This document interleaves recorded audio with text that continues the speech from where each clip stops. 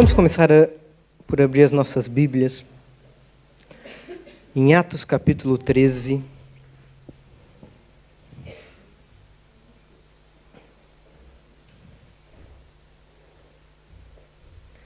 Versículo 36.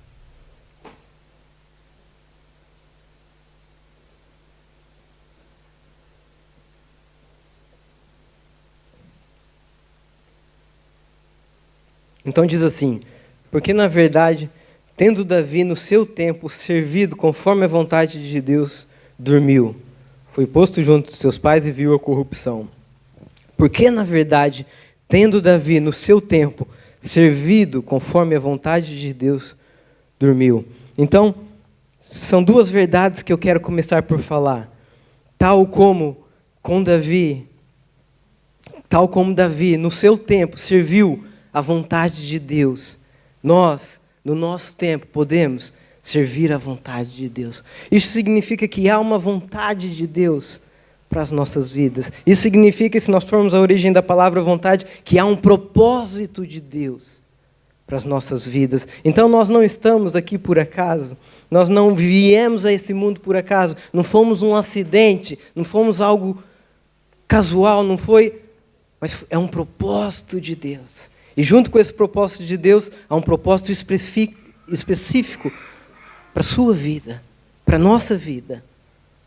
Tal como Davi serviu a vontade de Deus. E a Bíblia diz que Davi serviu a vontade de Deus no seu tempo. Essa é a segunda verdade que eu quero dizer nesta manhã. Que a vontade de Deus para nós é para o nosso tempo. Há outras traduções que diz que Davi serviu a vontade de Deus na sua geração. Então, nesta manhã eu quero dizer que esse tempo não é um problema. Que o tempo que você veio ao mundo não é um problema. Que a família que você veio não é um problema. Que a igreja onde você está instalado não é um problema. Que o seu trabalho não é um problema. Porque Deus lhe fez para esse tempo. Porque às vezes nós começamos a falar que o problema é que nós estamos na geração errada. Ai, se eu tivesse nascido em outra família. Ai, se eu tivesse nascido em outro país. Ai, se eu tivesse nascido em outro tempo. O tempo que nós nascemos, a geração que nós pertencemos, não é o problema, é a solução. Amém? Lembro, por estar aqui, o pastor Jim, lembro em uma certa situação que alguém falou para o pastor, quando ele tinha um grupo que nós chamávamos o grupo de discipulado, e ele discipulava ali aqueles homens, e alguém falou para ele: o problema, pastor Jim, é quem tem do teu lado. Esse é o problema, tem que mudar. E o pastor Jim falou: não, essa é a solução. Quem está do meu lado é que poderá fazer a diferença. Então, eu começo por dizer de uma maneira muito específica que Deus tem um propósito para a sua vida. Deus tem um propósito para a nossa vida. A nossa idade não é um problema. Vemos ministérios que começaram com as pessoas começaram com 40, com 50, com 60. Outros começaram muito novo. Mas a verdade é que Deus tem um propósito para as nossas vidas. Deus tem um propósito para a vida dos jovens. Quantos jovens estão aqui hoje? Quantos jovens estão aqui hoje? Quantos jovens abaixo dos 28 anos estão aqui hoje? Deus tem um propósito para as vossas vidas. Quantos jovens... Não vamos parar por aqui. Amém? E se nós abrirmos a nossa Bíblia agora em Romanos 12, 2, ela vai dizer uma coisa sobre o propósito de Deus, sobre a vontade de Deus para as nossas vidas. Muito interessante.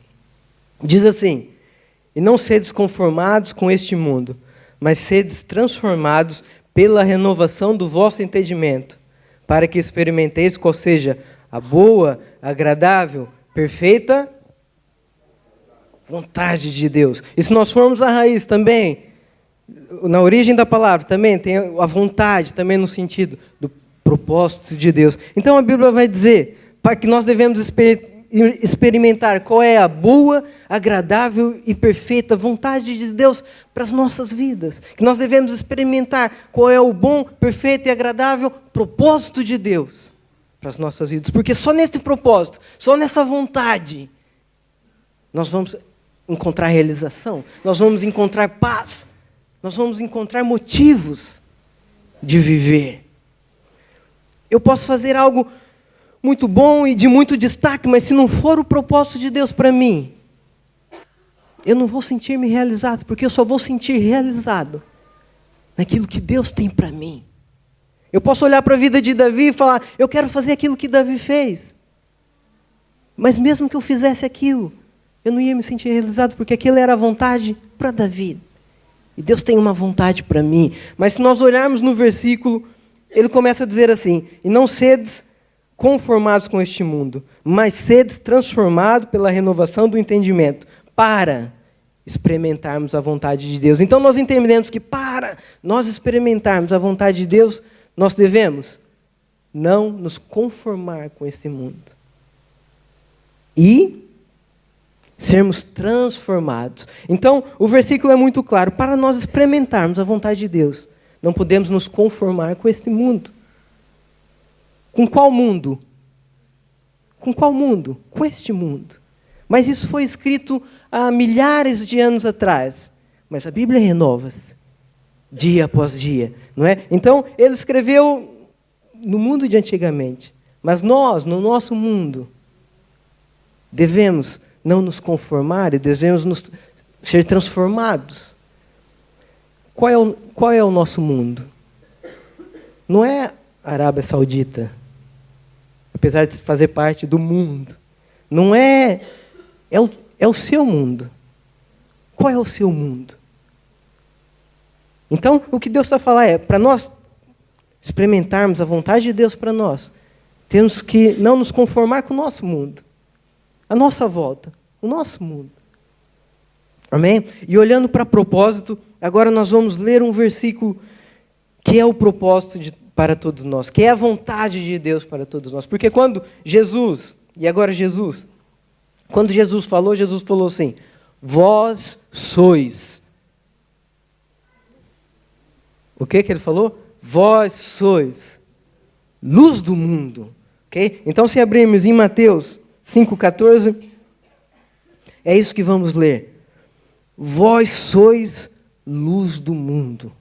Então, nós entendemos que uma das vontades de Deus para a nossa vida é que nós somos luz.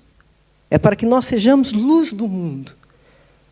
Mas baseado no versículo de Romanos, nós temos que entender que para sermos luz, não podemos nos conformar com o nosso mundo. Nós temos que entender, então, que o nosso mundo anda todo trocado. É importante nós percebermos que para o nosso mundo, a luz não é luz, é trevas. E as trevas é luz. Vou dar alguns exemplos.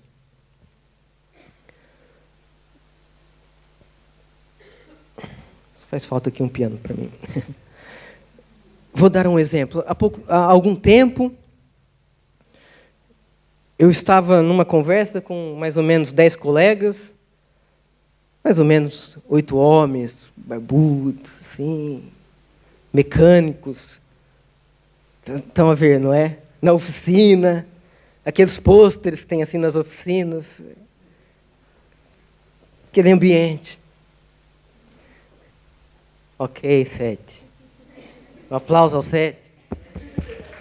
Vai ficar sem tradução. Yeah. Obrigado.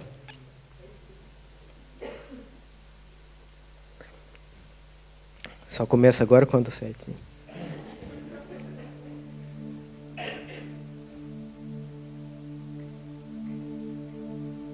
Ok?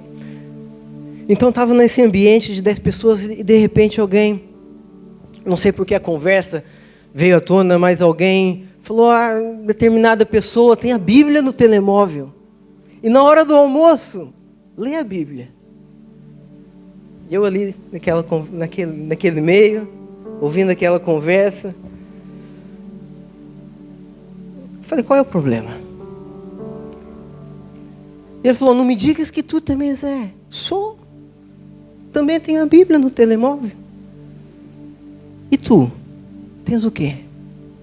Pornografia? sim. Tu és casado, com filho, tens pornografia no telemóvel, quer gozar comigo, porque tenho a Bíblia. Mas essa é a luz do mundo, o mundo pensa. Nós temos que entender que o mundo está todo trocado.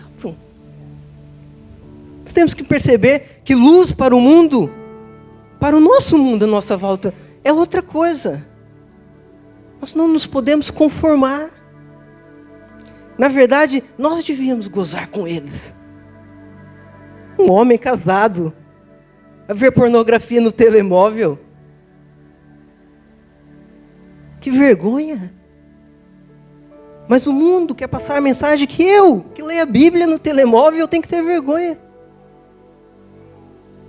O mundo quer passar a mensagem que, olha ali aquele que tem a Bíblia no telemóvel. Mas ele que vê pornografia é normal. É bonito. É valoroso, até pode dizer. Então, nós temos que entender, se queremos experimentar qual é a vontade de Deus para a nossa vida, que não podemos nos conformar com isso. Porque se nós nos conformarmos, começamos a falar, sim, realmente eu tenho que ficar mais quieto. E ele que tem que falar. Não! Aquele rapaz saiu de lá com vergonha. Porque ele que tem que ter vergonha. Não eu que tenho a Bíblia. A palavra de Deus. Essa vai ser gozada? Não. Para os jovens, hoje em dia nas escolas, como que chama? Colar? Copiar? Não estudar e copiar? Como é o nome? Cábula. Copianço. Hoje em dia, é mais fácil falar que estamos a usar o copianço do que estudamos e querem gozar com quem faz copianço, em vez de elogiar quem não faz. Essa é a mentalidade. Essa é a luz para eles. Mas nós não nos podemos conformar com isso. Temos que renovar o nosso entendimento. E sair também de um lugar de timidez. Sim, eu não confio porque eu sou inteligente, porque eu consigo estudar, porque eu consigo aprender. Tu tens essa capacidade? Temos que inverter. Já aconteceu com vocês no trânsito? Comigo acontece algumas vezes, infelizmente. Quando eu faço alguma coisa errada, ou nem faço, eu ando muito devagar, então às vezes eles passam por mim.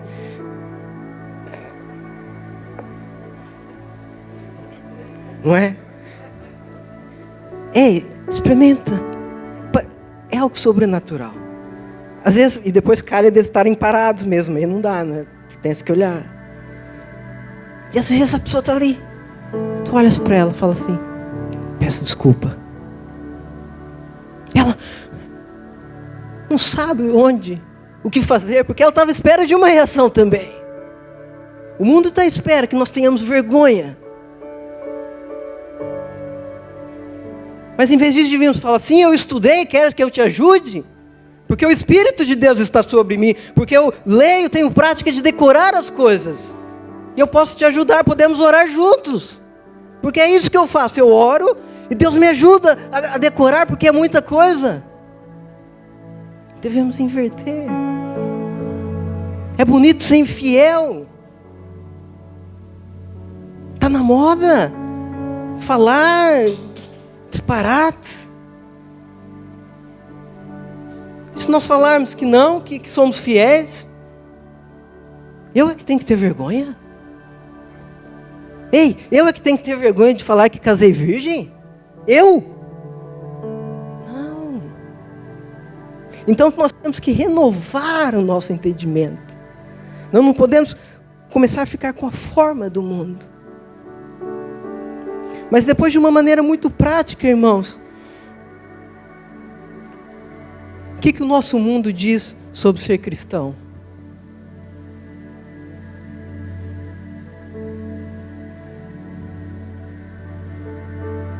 O que diz? O que a nossa cultura diz sobre ser cristão?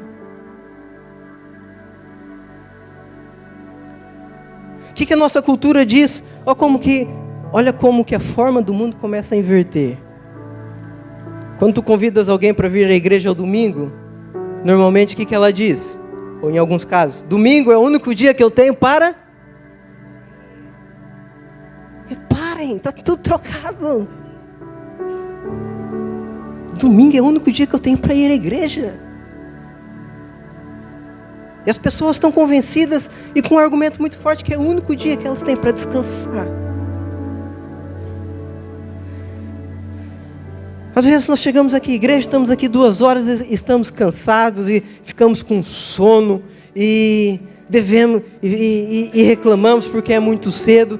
Mas de repente nós vemos as pessoas do mundo irem para o estádio de futebol. De repente nós vemos eles a irem, o jogo é às 4 da tarde, eles chegam lá que horas? 12:00. E ficam o tempo todo a pular, a cantar, a vibrar. Chegam em casa às 8 da noite. E ainda começam a falar daquilo. E ainda cheiam, se for preciso, falam, eu estou cheio de vida, aquilo. Amanhã estou fresco. E nós muitas vezes chegamos à igreja cabisbaixos. Jesus está aqui. Jesus está aqui. E nós devíamos, não interessa se cantamos ou se rolamos, ou se estamos parados, porque de qualquer maneira podemos adorar. Mas o nosso corpo reflete aquilo que é a nossa expectativa. Nosso corpo reflete. E neles no campo de futebol mesmo, quando estão parados, estão ali. Ai, eu não posso perder. E se perdem um lance? E se algum que tem a cabeça maior estão na frente deles e na hora do gol eles não viram? Passam-se. Eu não vi. Nós aqui não ouvimos a frase. Não interessa. Desligamos. Então, para sermos luz, se verdadeiramente queremos ser luz do mundo, temos que entender que o nosso mundo está trocado. Que ser luz não é aquilo que o mundo diz. Se nós continuarmos a ler, depois diz assim: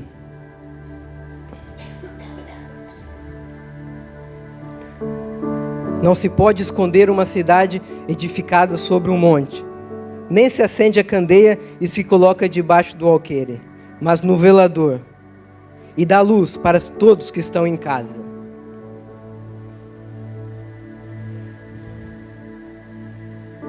Eu, quando cheguei em Portugal, comecei a trabalhar e trabalhava numa oficina mecânica como lavador de automóveis. Então chegou a altura de que nós fazíamos um encontro do fim de semana e havia um campeonato muito importante lá de futebol entre as oficinas. E eu não posso ir. Mas por quê? Porque eu tenho um encontro da igreja e é imperdível. E não posso ir ao treino porque eu tenho célula, grupo de vida. E as pessoas começaram a gozar comigo. Começaram a me chamar maná. Começaram a me chamar, sei lá, essas coisas que eles chamam, já não lembro. Sabe? E depois alguém ficou a saber. E essa pessoa falou assim para mim: Tiago, não estás no Brasil. Aqui tu pode ser crente, mas tem que ser mais discreto. Senão as pessoas vão gozar contigo. Porque senão... E o pior, irmãos, que eu acreditei naquilo. E eu então comecei a ser um crente no trabalho mais discreto. Comecei a fazer exatamente isso que Jesus disse que não podemos fazer. Não se acende uma luz para estar debaixo, escondido. Reparem nisso. Porque se aquela pessoa falasse para mim assim: Tiago, tu aqui não pode ser crente. Eu falava: não, eu vou ser sim. Eu não quero saber, mas esse é um engano da forma do mundo. A forma do nosso mundo não diz que nós não podemos ser cristãos. Eles dizem: ser cristão à vontade. Mas é 1 hora por semana, domingo. E nas conversas, só nas conversas assim, não no meio de toda a gente. mais discreto. É ou não é?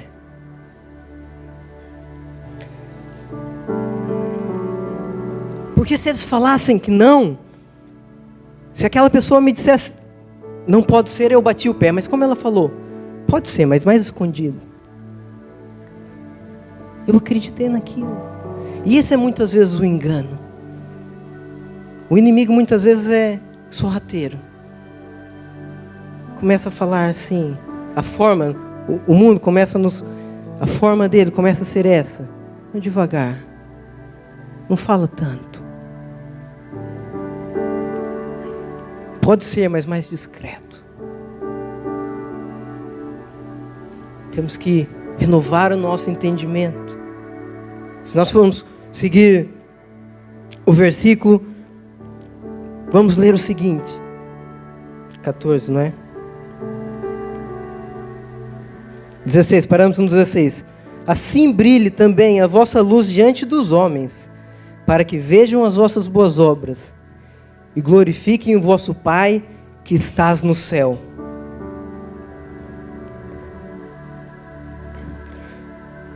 O que diz na tua Bíblia? Assim brilhe as vossas boas obras, para que vejam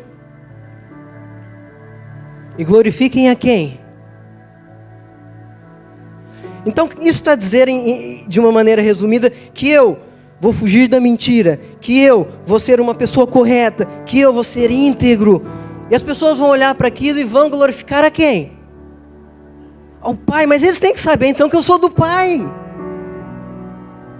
Não podemos nos conformar com essa forma, que ser cristão é só para as pessoas mais íntimas saberem.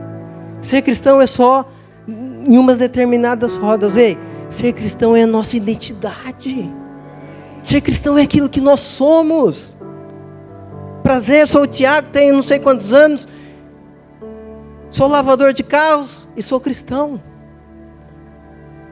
Não tem a ver com as pessoas, atenção, não tem a ver com ser extrovertido ou introvertido. Não tem a ver com anunciar, sair para ir falando. As pessoas têm que saber quem tu és. Tem que saber quem eu sou. Porque senão como vão glorificar-me a mim? As minhas boas obras? As minhas boas ações? Glorificar o Pai. As pessoas têm que saber que perto de nós não podem dizer asneiras. As pessoas têm que saber que não vale a pena nos mandar mentir. O meu patrão tem que saber. O seu patrão tem que saber. Os seus colegas devem saber que não há esquemas, não há copianças da internet de trabalhos.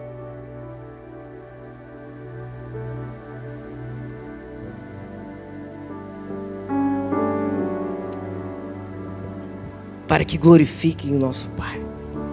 Não tenhamos vergonha de dizer quem nós somos, de que saibam quem nós somos. Eu acredito e sempre ouvi,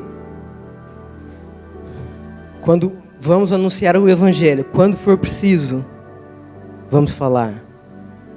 Isso é poderoso, porque a palavra, sem o nosso testemunho, lá em Apocalipse 12:11 diz isso. Eles venceram com o sangue de Jesus e com o poder da palavra do seu testemunho. Porque a minha palavra, como está na Atalaia, a minha opinião sem meu testemunho, não é nada.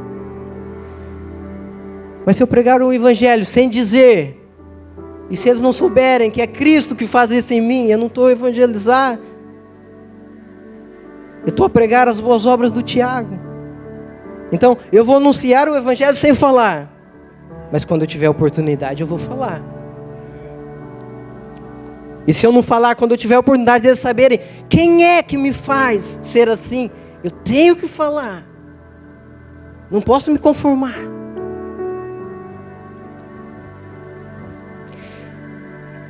E usando esse princípio para anunciar o Evangelho, anunciar a luz, resplandecer essa luz que é em nós. Também no anunciar é a mesma coisa. E por causa desse princípio de, aqui tu pode ser crente, mas mais comedido. Lembro no meu casamento, o engenheiro responsável lá onde eu trabalhava foi ao meu casamento. Ai. E houve uma certa altura, uma conversa informal, ele falou, sim, Tiago, tem que ter fé, não é? E eu muito, por causa desse princípio, não posso ser muito frontal, tem que ir mais leve. Sim, tem que ter fé. Temos que ter fé, essas pessoas têm fé. Em vez de aproveitar aquela oportunidade para ir mais fundo, para falar, olha, está aqui o pastor Jim, pode conversar com ele de vez em quando. Olha, está aqui, sim, Jesus morreu, ressuscitou, e ele que não é essa lei. Não, foi muito cordial.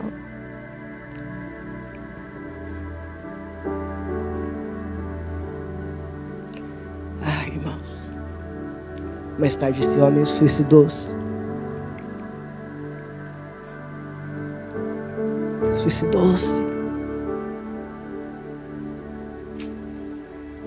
Eu podia ter feito tanta diferença, porque ele sabia, ele tinha o meu testemunho, porque ele tinha o meu exemplo.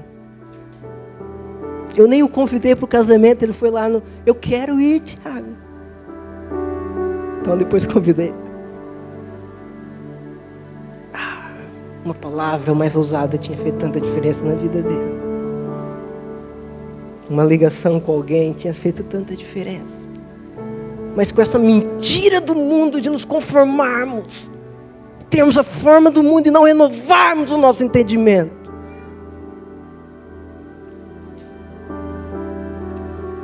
Fui muito tímido. Então, na maneira que nós anunciamos o Evangelho, devemos renovar a nossa mente. Não vou fazer só em determinadas situações, só assim, só assado. Não! Muitas vezes o mundo, ou as coisas do mundo, as pessoas que falam de outras coisas têm mais paixão que nós a falar de Jesus. Está ali o Adilson hoje. Essa semana, de vez em quando eu vou lá almoçar com o Adilson, ele me paga o almoço às vezes. Sabe, irmãos, e toda a gente fala mal de Coca-Cola, de refrigerante. Principalmente o grupo de vida, particularmente, são pessoas muito que percebem o princípio de tratar bem o corpo. Mas antes disso, a minha mulher, há 14 anos, fala mal, bebe muita Coca-Cola, bebe muito refrigerante, já passei mal, já tive... Eu nunca liguei aquilo. Eu sou magro, estou em forma, mexo-me bem, não tem nada a ver. Pedro já me falou isso, toda a gente já me falou isso dos mais chegados. Mas essa semana eu estava... O Adilson já me falou isso. Essa semana eu estava a falar com o Adilson. Mas esse é o trabalho do Adilson. Isso é a paixão dele. Corpo, saúde, vitaminas. E estávamos a almoçar e ele e eu a beber uma Coca-Cola. E ele mostra minha latinha. Olha, tá vendo, Tiago? Tem 30 gramas de açúcar aqui nessa latinha. E eu... Tá bem? Depois pedi uma baba de camelo e olha, mais 30 gramas. Eu, tá bem? Mas sabia que isso pode fazer mal para o teu sangue? O seu sangue pode começar a ficar... Eu também, mas eu mexo-me bem, sou magrinho. Mas ele estava bebendo um café. Ele olhou para aquele pacote de açúcar e falou assim, tá vendo esse pacote, Tiago? Sim. Tu consumiste 10 desses hoje. Agora. Eu não. 10? Sim, vamos fazer a conta, fizemos as contas. Hoje eu estou a beber menos refrigerante. Porque foi passada uma mensagem com paixão. Ele acreditava naquilo que estava a falar, verdadeiramente, não que os outros não acreditavam. E se até no mundo natural isso tem os seus efeitos, imagina no mundo sobrenatural. E eu tenho pensado nessas coisas, irmãos. Como muitas vezes nós passamos o Evangelho de uma maneira tão tímida, com tanta vergonha. Se nós estivéssemos naquilo, sabemos que é o Espírito, mas é preciso nosso acreditarmos, porque senão quem está ao vivo vai acreditar. E nessa época de Natal, eu junto com o nosso grupo, tenho feito uma meditação sobre o nascimento de Jesus. E quero partilhar algo sobre anunciar o Evangelho, baseado no nascimento de Jesus. Diz assim em Mateus 1, a partir do versículo 18.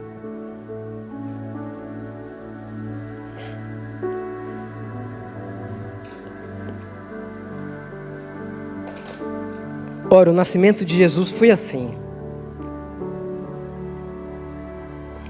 Estando Maria, sua mãe, despojada com José antes de se juntarem, achou-se ter concebido do Espírito Santo. Então José, seu marido, como era justo e a não queria infamar, tentou deixá-la. E projetando ele isto, eis que em sonho lhe apareceu um anjo do Senhor dizendo: para tudo. Então vamos ver a realidade. Maria, grávida. José, com a mulher grávida, queria deixá-lo. Que esse anjo vai... Vamos nos colocar no lugar do anjo. O que eu vou falar para convencer esse homem? Acha que foi traído? Quer deixar a sua esposa? Qual é a mensagem? Que o anjo foi curto ainda por cima? Que ele anunciou. Normalmente não olhamos para isso, mas devemos olhar. O que nós podemos aprender com esse anjo? E o anjo começa a dizer: José, filho de Davi, não temas a receber Maria, tua mulher, porque o que nela está gerada é do Espírito Santo.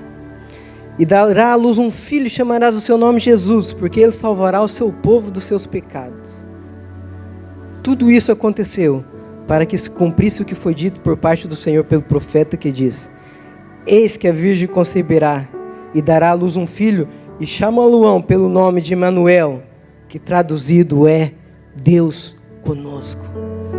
Sabe, irmãos, e quando eu percebi isso, eu comecei a pedir perdão para Deus. Porque não era isso que eu estou anunciando. Muitas vezes eu estava a anunciar igreja, eu estava a anunciar religião, mesmo falando contra a religião, eu estava anunciando, em vez de fazer como esse anjo, anunciar aquilo que é mais importante. Olha, José, o que ela vai conceber é o Salvador, vai salvar o povo dos pecados, vai salvar o mundo dos pecados, mas ao mesmo tempo, ele vai ser o Deus conosco. Portanto, por um lado, como o 7 dizia, tens que te arrepender. O povo tem que se arrepender, porque só em Jesus a remissão do pecado. Por outro lado, Ele vai estar presente, Ele vai estar conosco, Ele vai nos ajudar 24 horas por dia. Eu comecei a pedir desculpa, eu falei com o grupo que partilhei isso na altura, e comecei a fazer uma coisa, comecei a chamar as pessoas que eu andava a falar de Jesus. Comecei a falar: olha, eu quero te pedir desculpa. Porque nós temos falado de Jesus, nós temos falado de igreja, nós estamos a falar de mudar de vida, mas não temos falado o mais importante. Eu não tenho falado o mais importante, que Jesus veio para nos salvar dos pecados. Não tenhas medo, que esse medo que você sente, através dele, podes não tê-lo. Esse cansaço de não conseguir vencer o pecado, esse cansaço através de Jesus, consegues vencê-lo, porque Ele veio para isso. E depois Ele é o Deus conosco, está contigo em todo tempo, em toda hora.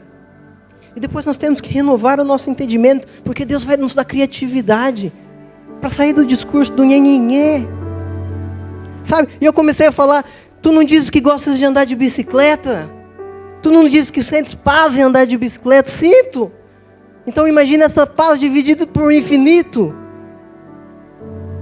Tu dizes que quando deixas de andar, perdes a paz, depois à noite eu já sinto. Então imagina essa paz dividida por muitos, quando você dorme, quando você acorda, em todo o tempo.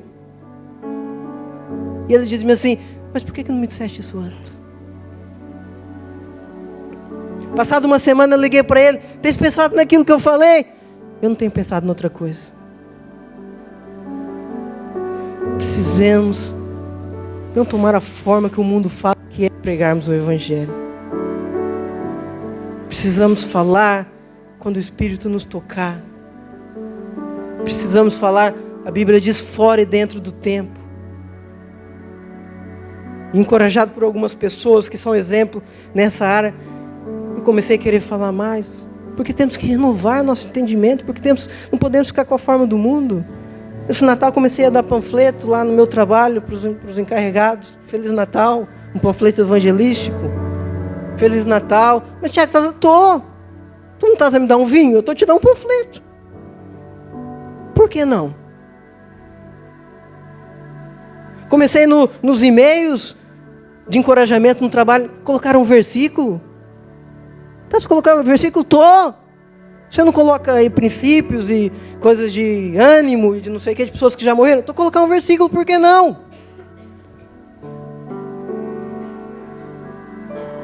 A maneira de sermos luz, a maneira de o Espírito de Deus estar sobre mim e Ele nos ungir para evangelizar, é renovar o nosso entendimento.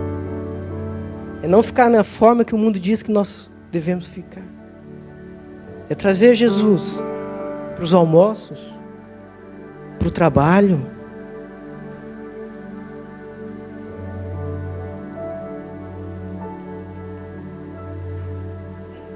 Para as conversas, para a oração. Não nos conformarmos com este mundo. Não nos conformarmos com o modo que o mundo diz que nós devemos ser de Jesus, mas verdadeiramente sermos luz. Sermos luz. Não ter vergonha dele. Quero terminar com um versículo que tem sido muito importante para a minha vida, no começo da minha caminhada. E agora, se calhar ao meio da minha caminhada.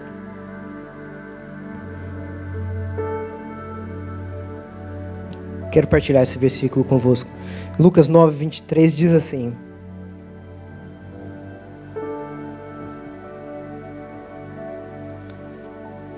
se alguém quer vir após mim, negue-se a si mesmo, tome a cada dia a sua cruz e siga-me.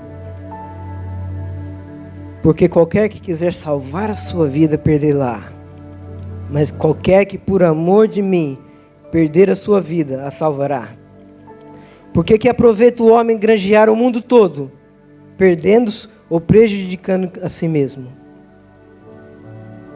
Porque qualquer que de mim e das minhas palavras se envergonhar, dela se envergonhará o Filho do Homem, quando vier na sua glória e na do Pai e dos santos anjos. Eu aceitei Jesus muito distante de casa e passado algum tempo, eu tive que voltar para casa. E ao contrário do que nós podemos pensar, em alguns lugares no Brasil, ser evangélico ainda é muito criticado, muito apontado, ainda é muito conservador.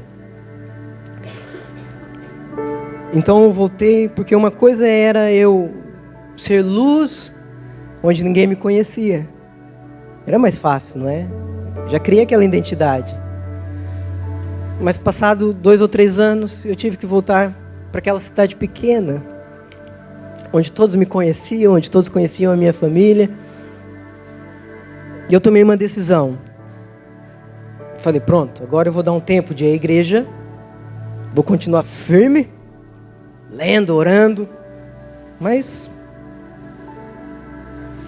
não vou expor tanto, porque as pessoas apontam muito para os crentes, né? Que crente. E o Senhor me deu esse versículo.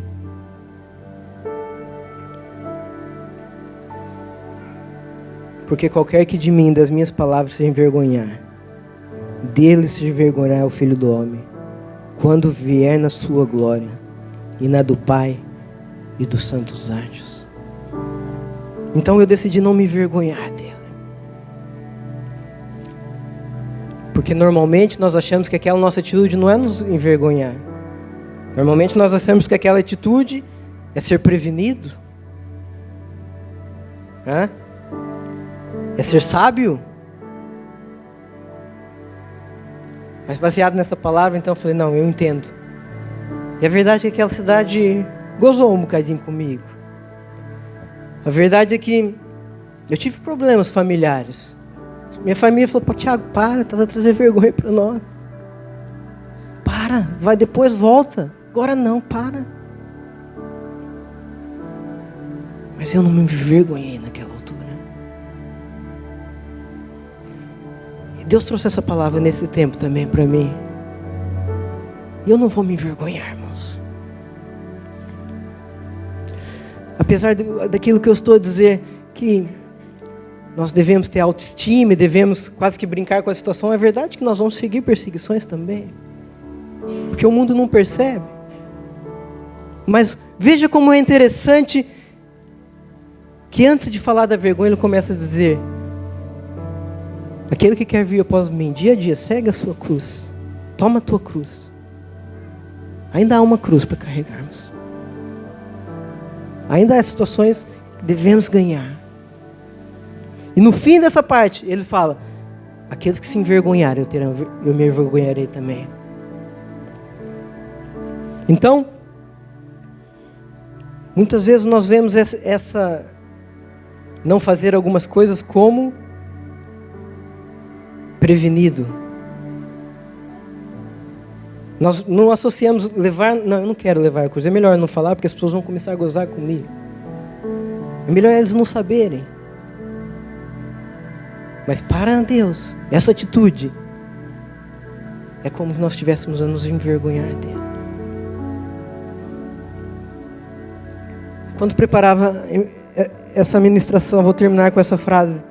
Deus colocou uma frase em meu coração, creio que foi Deus. Para o mundo, um cristão comedido. Para Jesus, pode ser um cristão com vergonha dele. Para o mundo, um cristão comedido. Para Jesus, pode ser um cristão com vergonha dele.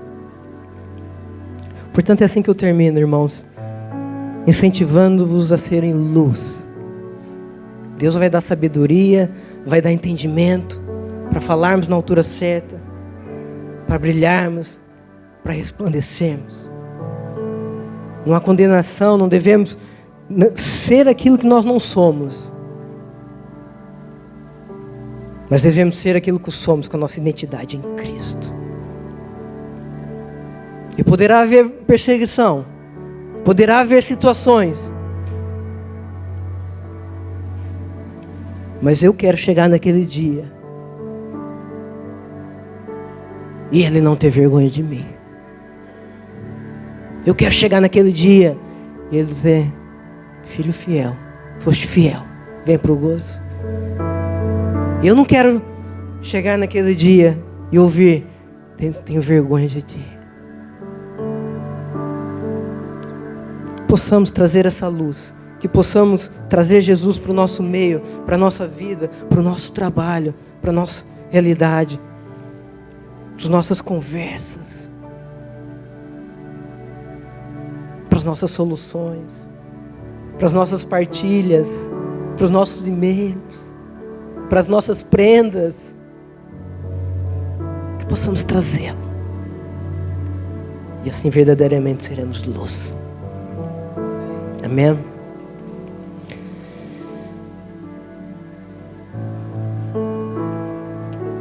A forma desse mundo muitas vezes nos engana, e eu quero encorajar também aqueles que por vezes podem estar serem, muitas vezes somos enganados e achamos que podemos viver sem a luz.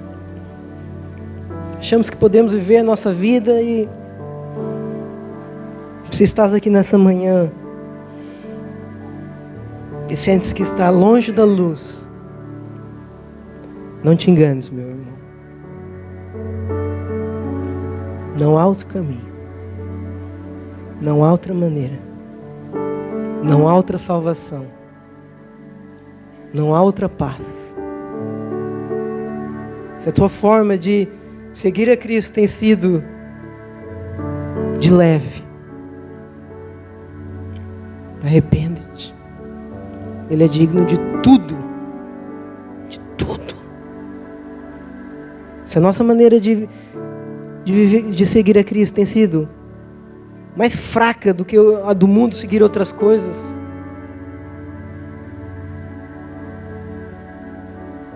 mas às vezes somos enganados, como eu fui em algumas situações. Às vezes nós achamos que assim dá, assim é bom.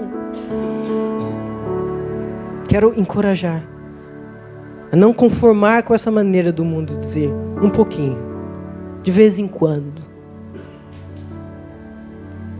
E você que se sente mais afastado hoje, dizer, há tempo para seguir essa luz, a luz da vida. Jesus diz lá em Mateus 8:2, eu sou a luz da vida. Não podemos ser luz sem estar na luz. Eu sou a luz da vida. Nesta manhã, eu não quero fazer nenhum apelo para você vir aqui à frente.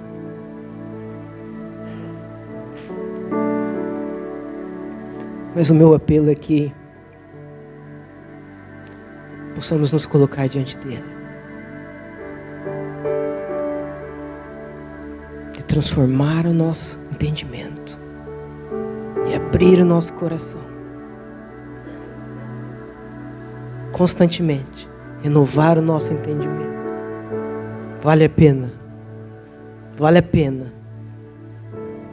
Chegarmos naquele dia. E ele não ter vergonha de nós.